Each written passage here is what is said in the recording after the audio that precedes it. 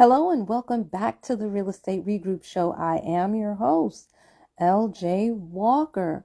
Well, some of you may know that I am a Jackson fan, believe it or not.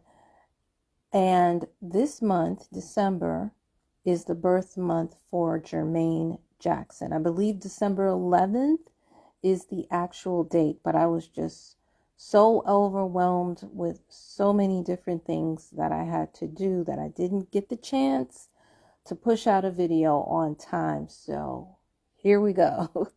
Here it is.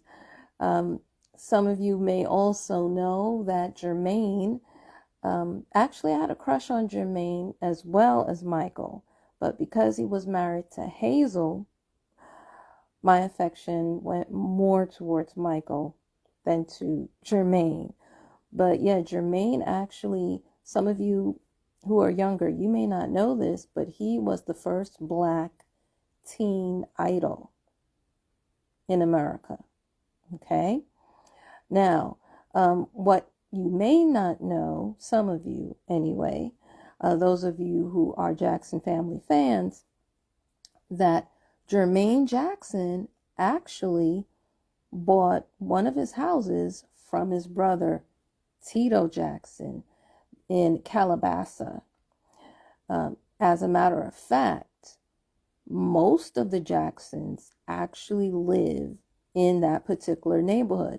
I bring that out because there's a book that has it written that the Jacksons are not close. Well, my thing is, if they're not close, how come they're all in such close proximity to one another? You understand? So that's why sometimes we have to read these books, even if they're written by another fan or what have you. We still have to sometimes take some of the things with a grain of salt. All right. But anyway, I think it's a beautiful thing that they all have homes in the same neighborhood, because this way the cousins get a chance to grow up together. And there's a certain bond that develops there. Me, myself, on the other hand, I didn't grow up with my cousins. I was the first American on my mother's side of the family. My father, who was an American, he was not there. So I was pretty much all alone family-wise. It was just my mother and me. What happens is that even though the neighborhood I grew up in was predominantly black, well, the first one anyway, I had certain features that, of course, was not going to be like the others. So I felt some kind of way. And then especially when we moved to a neighborhood where it was not predominantly African American, I really felt a little bit out of place. Not a little, a lot out of place. So that's why I think that this is ideal, and this is why I love this. Okay, but getting back to the home that Jermaine brought from Tito, you may say, hey, that's a great thing, and it is. And you may also recollect, some of you, if you've watched my videos, you know that my mother, her brother, and myself, we got together, we bought a home in Florida, and we sold it to my mother's cousin. So in a way, the stories are, there are some similarities between the two of us. Unfortunately, in our situation, things didn't work out as well. And there was a little hiccup in the transaction between Jermaine and Tito as well, So what I'm trying to say to you guys is that when you're doing business with your family, yes, it's, there are things that are great about it, but then there are things that can be negative about it as well. When you're buying and selling within family, sometimes it can get complicated. It's not always sunshine and rainbows. Okay? So here's the thing. It's easier and faster to do it with family because you're not dealing with strangers. And also when you're doing it with family, normally you try to give more favorable terms. You know, you lower the purchase price. And if, let's say, they're not getting money from the bank, but you become the bank, you, the seller, become the bank, then you can also make arrangements for flexible payment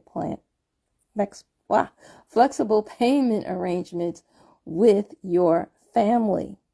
Okay. The other great thing, of course, is that the house stays in the family. That house may have sentimental value, no, and particularly to you, the seller, because you know, first of all, that because you're giving it to another family member, that they're going to have the same care and the same love for it, because now it's going to be theirs. Okay.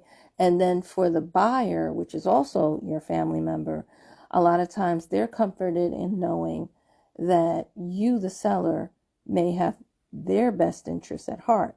But it doesn't always go out that way, unfortunately. All right. Sometimes when family and finances, sometimes they don't always mix. And mainly because sometimes there's a lot of misunderstanding, which of course causes a lot of conflict. All right. If you're the seller, you really got to prepare to negotiate the price, repairs, closing terms with your siblings.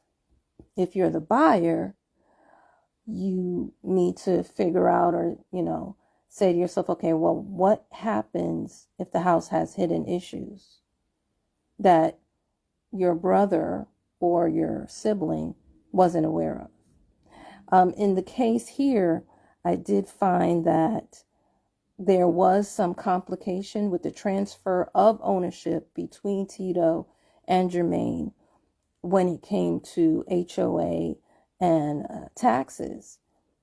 So obviously that definitely seemed to have worked out as of right now. But unfortunately, our situation, we didn't have tax lien or HOA issues. There was some other issues that occurred, mainly dishonesty on my family member's part, which didn't make the deal go as smoothly as it should go. Well, actually, you know what? It went through smoothly, but let's just say both of us are not happy with how things went. Okay? Because when it came to certain things, for example, getting rid of the dog that was in the house, because my mother's brother, my uncle, had to end up going into a nursing home. So that whole situation, her making us pay for it, and then at the end we find out that she actually kept it. Like, really? Okay. Anyway, I don't want to get too far gone into my own personal situation. I just want to bring that up to say that no matter who it is, even if it's a family member, unfortunately, you still have to try this, or you still have to do your proper due diligence. You have to take it on professionally. You have to do your title searches. Okay, you can't just say, oh, well, it's family, so everything is going to be fair. Not always, unfortunately. So what I'm saying to you is that just like, even though our situations were not exactly the same, you still have to take your precautions, because if you don't take the proper precautions, it can have a negative ripple effect within the family relationship over the years. Luckily, these two brothers worked it out, So that's why, yes, you have to hire, even though it's family, hire a real estate attorney. Get a trusted real estate agent. Put everything in writing. Don't skip inspections. Don't skip appraisals. And definitely read contracts and add whatever needs to be added into a contract to protect yourself, whether you are the buyer or the seller in the transaction. Okay. Now, the other thing is, don't forget the financial implications either. If the sale price is below market value, there could be some tax consequences to the seller. Like you don't want to sell it for too cheap, because then you might get into some trouble. And we did run into that as well. And for the buyer, you need to ensure you can truly afford the home, because defaulting on a loan from a sibling, like let's say again, that sibling, you made a down payment to that sibling and you're treating the sibling as though they're the bank. If you default on that loan, that's going to not only mess up your credit, that's going to actually mess up your relationship with your family member. And you really don't want to do that. It's not good. It really isn't. So at the end of the day, buying or selling a home to a relative, it can work. It really can. But only if everyone communicates clearly, sets expectations up front, and treats it like it's a serious financial transaction. Family is forever. I mean, you got the same blood. But a bad real estate deal can make things messy. So take your time, get the right help, and protect both your home and your relationship. All right. So that's all I have for you guys. Hopefully the information that I've shared will help you make smart financial moves. Feel free to pass this amongst your friends. Remember, each one, reach one, teach one. Bye for now. Until next time, have a good night.